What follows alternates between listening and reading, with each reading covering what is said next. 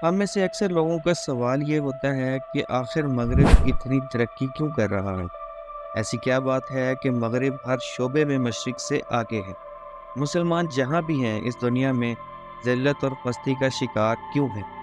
क्या हमारे पास आला दिमाग नहीं है, क्या हमारे पास वसाइल नहीं है, क्या हम अल्लाह तबारक व तआला ने कुरान मजीद की शक्ल में क़यामत तक के लिए रहनुमाई नहीं दी।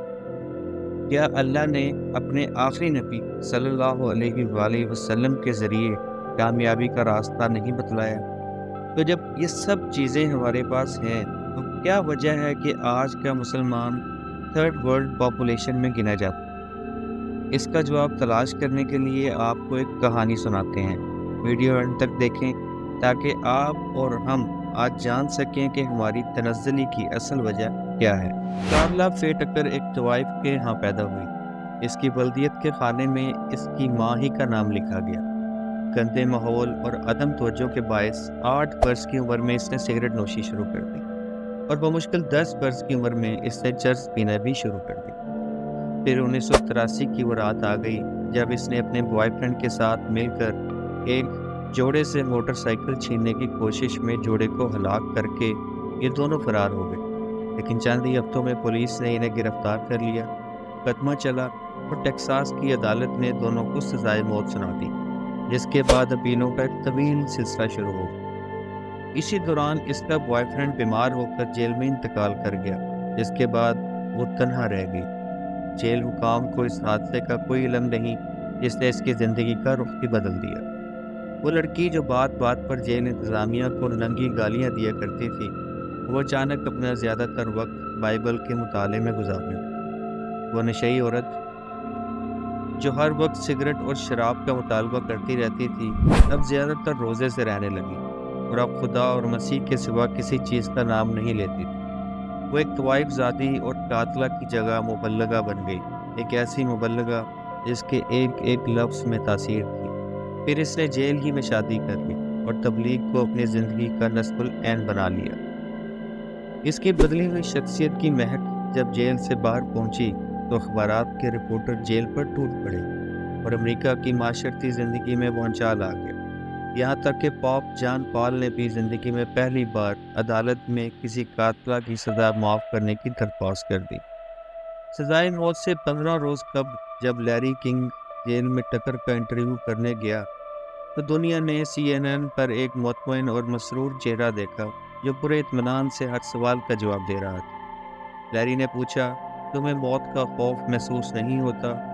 टकर ने मुस्कुरा कर जवाब दिया, नहीं, अब मुझे सिर्फ और सिर्फ मौत का इंतज़ार है। मैं जल्द अपने रब से मिलना चाहती हूँ, अपनी खुली आँखों से इस हस्ती का दीदार करना चाहती हूँ। इसने मेरी सारी शख्सियत ही बदल दी। इंटरव्यू नशर होने के दूसरे रोज़ पूरे अमेरिका ने कहा, नहीं, ये वो टकर नहीं है जिसने 2 मासूम शहरियों को कत्ल किया था। ये तो एक फरिश्ता है जो सदियों बाद पैदा होता है और फरिश्तों को सजाए मौत देना इंसाफ नहीं, जुल्म।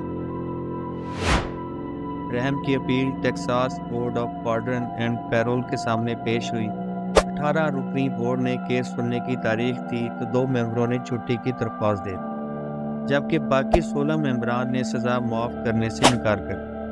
बोर्ड का फैसला सुनकर अवाम सड़कों पर आ गए और टकर की दरख्वास्त लेकर टेक्सास के गवर्नर जॉर्ज बुश के पास पहुंच गए। अमेरिका के मोअज़्ज़ज़ तरीन पादरी जेसी जैक्सन ने भी टकर की हिमायत कर दी। गवर्नर ने दरख्वास्त सुनी, जेसी जैक्सन और हजूम से इजहार हमदर्दी किया, लेकिन आखिरत में ये कहकर माजरत कर ली, मुझे कानून पर अमल दरामद कराने के लिए गवर्नर बनाया गया, मुजरिमों को माफ़ करने के लिए नहीं। अगर ये जुर्म फरिश्ते से भी सरजद होता तो मैं इसे भी माफ़ न करता। मौत से 2 रोज़ कब जब टकर की रहम की अपील सुप्रीम कोर्ट पहुंची तो चीफ जस्टिस ने यह फिक्रे लिखकर दरख्वास्त वापस कर दी। अगर आज पूरी दुनिया कहे कि ये औरत कार्ला फे टकर नहीं, एक मुकद्दस हस्ती है, तो भी अमेरिकी कानून में इसके लिए कोई रिलीफ नहीं है, क्योंकि जिस औरत ने कत्ल करते हुए 2 बेगुनाह शहरियों को कोई रियायत नहीं दी, इसे दुनिया को कोई मुनसिफ रियायत नहीं दे सकता। हम खुदा से पहले इन 2 लाशों के सामने जवाबदेह हैं जिन्हें इस औरत ने नाहक मार दिया।